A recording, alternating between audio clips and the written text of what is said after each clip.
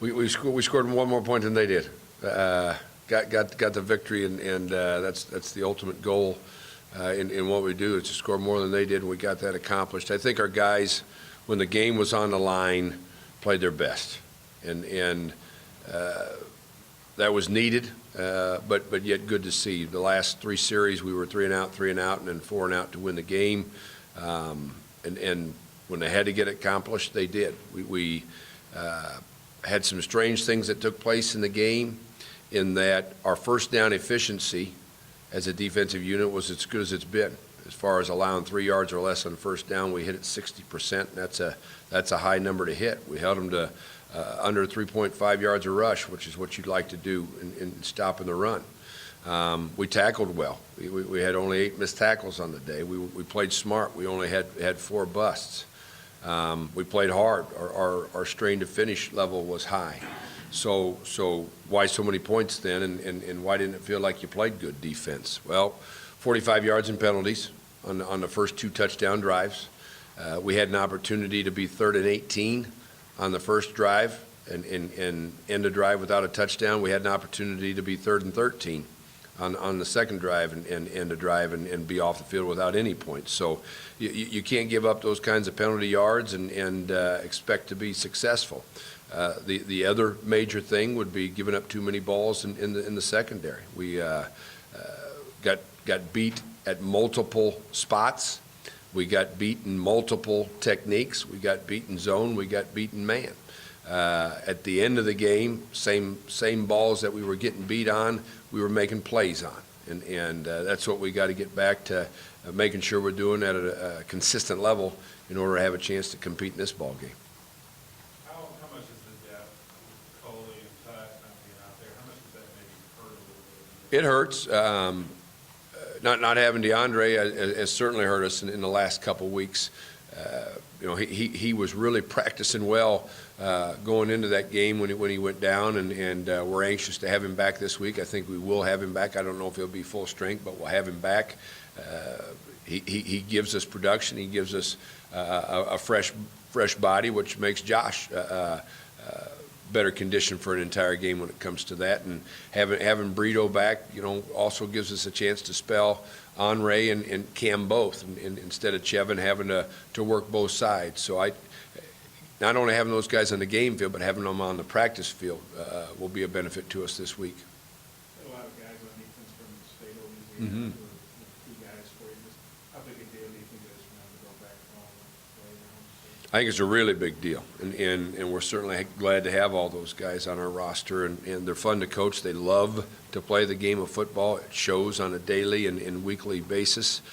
This game is extremely important to them, and playing for the boot is something that they look forward to, and the preparation needs to be good to give them an opportunity to get that back home, and I don't have any doubt that it will be. The Matt Canada offense has all the motions and the sweet stuff and all that, but it looks like they really went downfield more last. What do you make of that wrinkle and the fact that they might do it again this week? Well, I don't think there's any doubt that they'll do it again this week, but I also know that we have to be able to stop the north and south run piece of it, but before they have to do that to expand what it is they're doing. I think last week's game, Alabama took away a good bit of the run portion of it and forced them into some of those throws, and when they went to those throws, they had success, and you're talking about 6'6" and 6'6" and 6'4", and I mean these are big, good-looking receivers that can get it and they can make plays, and we're going to be challenged. Obviously, we're going to be challenged as a secondary after some of the throws we've given up in the past 2 ball games. About guys last year, he had a big game. He was banged up earlier, but it looks like he's back out again. What do you expect? I think he's a tremendous back, and I shared with you a week ago, I think it was, who I thought were the best backs that we've faced thus far, and he's right there at the top of the list, and I say that based on exactly what we saw last year. He's a really good football player, and so is 28. Maybe as good of a 1-2 punch as the Alabama backs or the Auburn backs, and we'll be challenged by that. What makes guys really up there? Combination. To me, he's a complete back. He catches the ball well. He runs it. He runs it with power. He runs it with speed. He has the ability to make you miss. He's a complete back. When I say he runs with power, he is stout. He's not going to be a guy that you're going to one-man tackle very well and take him backwards. He's a really stout player. Etling, they put the freshman in for Etling at the end last week, so I don't know, what do you anticipate there at quarterback? Well, I don't know what to make of that. I certainly know that Edling laid on the ground a little bit after the last hit that he took before he came out of the game, but he looked fine on the sideline. So I don't know what to make of what happened in that last series. I know he's a good football player. He beat our football team last year as a starting quarterback, and you're preparing for an offense, certainly, what they run, and if there is any kind of change that takes place there or whatever would happen, it's going to be the same offense that we're going to have to defend, and the offense starts with the run game and with those running backs. You've been without Sosa for essentially 4 of the last 8 quarters.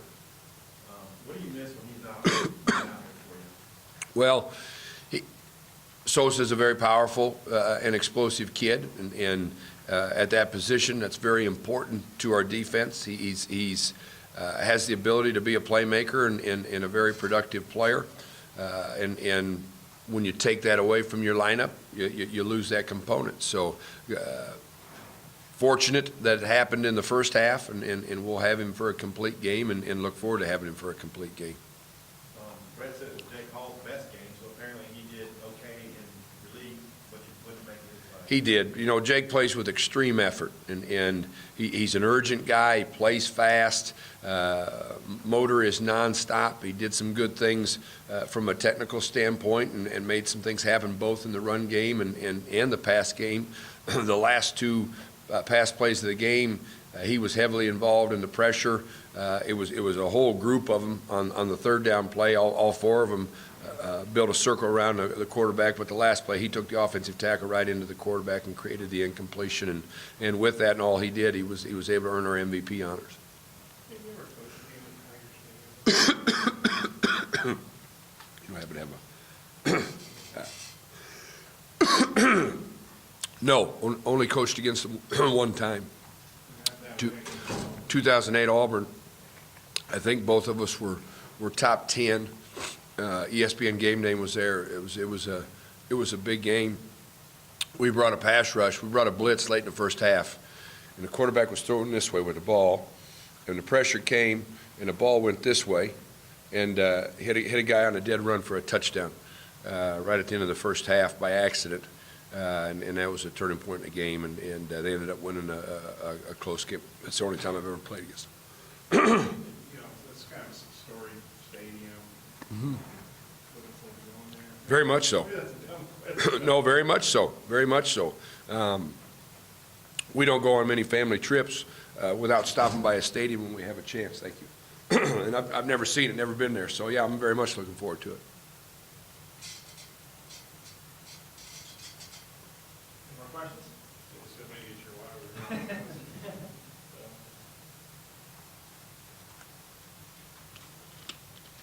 This has been a good volley today, back and forth between you two. That was 2008. Yeah, 2008. That's if you remember very well. Yeah, It seems like your guys, the DBs, were in position. they were. So many of those fades and stuff. Is it just technique to turn back? Or? Combination of technique and I want to give Coastal Carolina a lot of credit for some of those plays. If you go back and look at the tape preceding that game, there weren't a lot of balls and thrown and caught at that level, and they executed at a very high level on Saturday on a number of those throws. But timing it when you look, timing it when you punch. Let's just take one play for specifically. The fade to start the second half on Henry. They're chicken fighting, if you will, and the ball falls in there. before Ray has a chance to do what we call become offense and look for the ball. And because of the timing of the bodies, he never even has that chance, and the receiver doesn't either, and the ball just drops in perfectly, and he's able to make the catch. So sometimes as a corner, you got to have a short memory and realize some of those throws and catches are going to happen. We certainly don't like 3 of them happening on one drive, and about 6 of them happen over the course of the whole game. You mentioned Amber, he was the only offensive coordinator that was with the Royals for the finals last year. Kind of, what's his reputation in the business? What do you think of him? What I know is what I see on film right now, and it's a very interesting concept what they do with all the shifts, all the motions. They try to unsettle you. They try to get your eyes where they're not supposed to be, try to get you out of alignment, try to get you out of a leverage, and then take advantage of it from there. They challenge you. They challenge you in your preparation, and based on what I've seen, he does a very good job. All right, guys, thanks, Coach. Thank you. Sorry, folks.